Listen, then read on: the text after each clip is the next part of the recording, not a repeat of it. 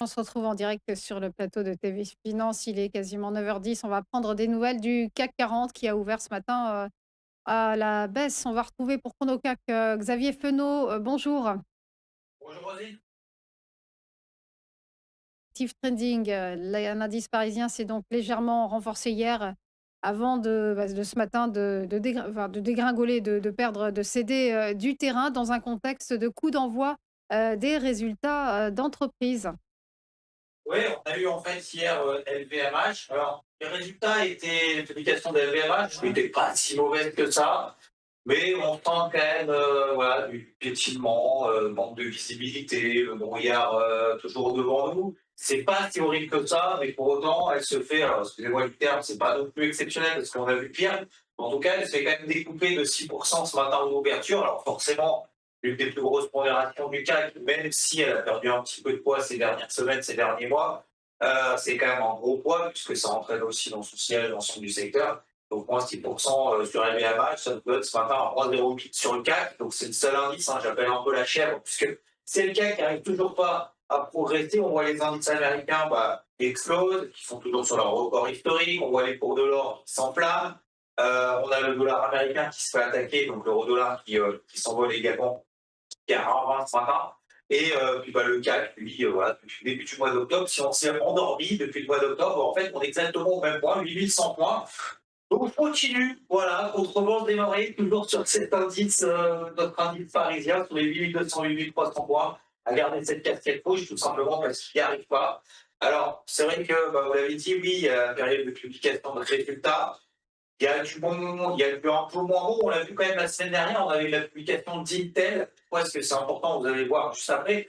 Mais Intel, vendredi, voilà, je dis qu'il n'y a pas, enfin, c'était pas horrible non plus, mais elle s'est fait découper, elle a perdu 7% dans la journée, puis ça a encore continué hier. Et pourquoi est-ce que c'est important? Parce que ce soir, on a quand même les trois mastodontes. Alors, vous avez parlé de la Fed juste avant. Bon, Jérôme Powell, c'est vrai qu'il est un petit peu coincé dans pas mal de domaines. Donc, voilà, il ne va pas se passer grand-chose. On attend toujours de baisse des taux, mais surtout, voilà, des publications des mastodontes. On a du Microsoft, du Meta, du Tesla, et on attend tellement en termes de valorisation. C'est pour ça qu'elles sont valorisées aussi cher, hein, le secteur techno, parce qu'on a investi des milliards, des milliards, des milliards, donc c'est bien, super, on s'est emballé.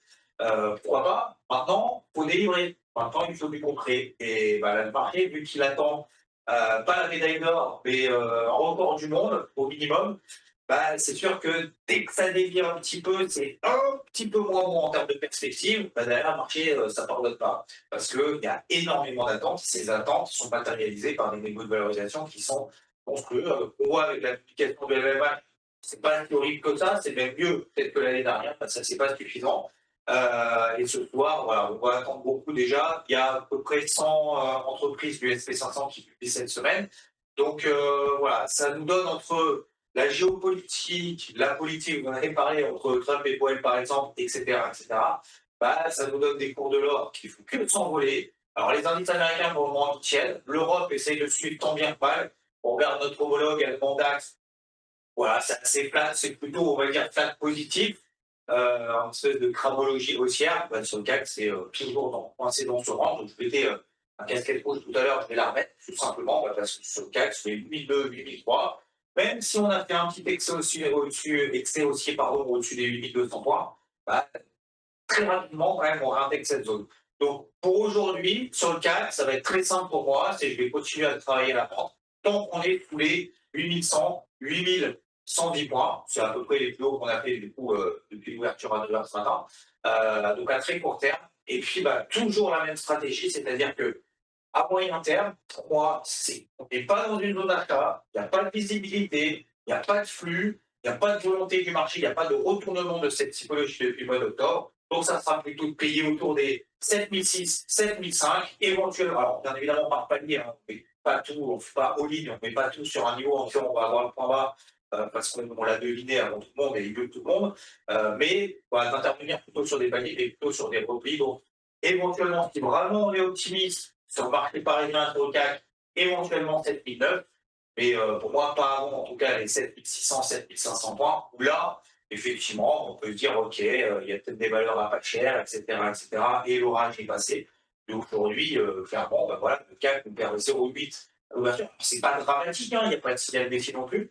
Mais voilà, je continue à privilégier toujours un peu cette notion de prudence, même si j'aime pas trop ce terme-là, parce que ça veut tout dire et rien dire, et plutôt de travailler donc à la vente sous les 8100, 110 points pour à partir d'aujourd'hui et continuer jusqu'à 7009. À 7009, peut-être que je me calmerai un petit peu, mais voilà, aujourd'hui, oui, on est plombé effectivement par LVMH sur le CAC. On verra ce soir, après la publication et après l'ouverture des marchés américains, très important, donc après 22 heures, ce qui va se passer. La fête ce soir, je pense que voilà, on n'attend pas grand-chose. Et puis, ben, on va suivre, encore une fois, ce bal de publication de résultats qui provoque quand même beaucoup de volatilité. Voilà, c'est pas négatif aux US, mais en Europe, c'est toujours très compliqué. Merci beaucoup pour votre analyse, Xavier Fenot, et belle journée à vous.